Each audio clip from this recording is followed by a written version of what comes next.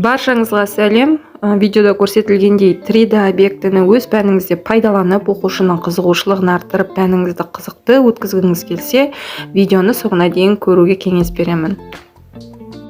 Бұл 3D объектіні жасап және өзіңіздің пәніңізде қолдану ешқандай қиындық туғызбайды. Сізге бар болғаны керегі ноутбук, смартфон және интернет желісі.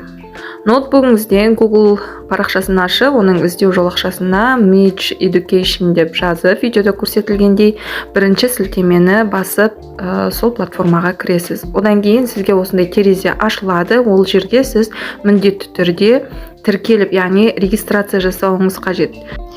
Merge платформасына тіркелгеннен кейін сіздің өзіңіздің жеке кабинетіңіз ашылады.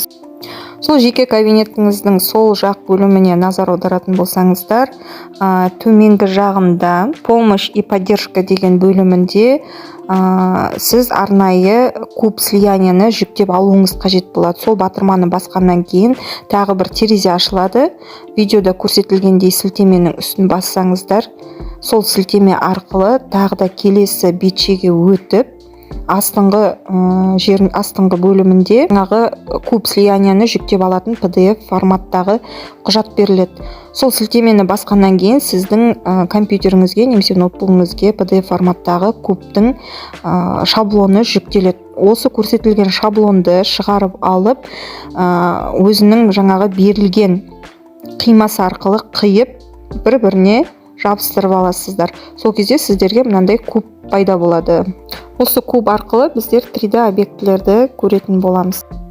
Куб арқылы біз өзіміздің 3D объектілерімізді сканерлеп көру үшін алдымен смартфонға, яғни телефонымызға немесе планшетімізге Play Market'тен, App Store'дан Merge Object Weaver деген бағдарламаны жүктеп алуымыз қажет болады. Содан кейін жүктегеннен кейін үстінен Открыть деген батырманы басып, ашып аласыздар бағдарламаны. Сол кезде сіздерге бағдарламаның ішінде осындай көп деген меню беріледі. Менюның ішінен өзіңіздің қалаған 3D объектіні ашып, кубтың үстіне телефонды бағыттайсыз.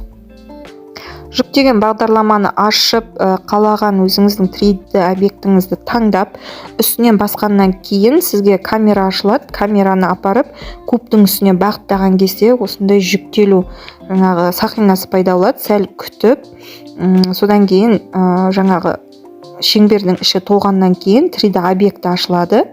3D ашылғаннан кейін смартфонның немесе планшеттің бетінен өзінің сенсор арқылы 3D объектіні үлкейтіп, кішірейтіп көруіңізге болады. Ал 3D объектіні айналдырып жан-жағына қарау үшін сіз қолыңызға кубты алып, жаймен ғана айналдырып қарайсыз. Келесі видео обзорда мен сіздерге өзімізге қажетті, өзіміздің тақырыбымызға байланысты 3D объектілерді жасау жолдарын көрсететін боламын. Және сол объектіні сақтап, өзіміздің кабинетімізге енгізудің жолдарын көрсететін боламын. Бұл жерде сіздердің алдарыңызда тұрған Акропольдің сыртқы бейнесі. Бұл Акропольдің бейнесін мен өзім жасап, Weaver объекті қарайтын 3D кубтың парақшасына сақтап, сол арқылы көрсетіп тұрмын. Бұл өзімнің тарих пәнінде пайдаланған 3D объекті. Сіздер де өздеріңізге қажетті осындай 3D объектілерді жасап, сабақтарыңызда қызықты етіп пайдалануыңызға болады. Бұл арқылы сіздер оқушының қызығушылығын арттырып және күнделікті бір сарынды сабақ процесін ерекше қылып өткізуге мүмкіншілік аласыздар. Ол үшін каналға тіркелуді ұмытпаңыздар.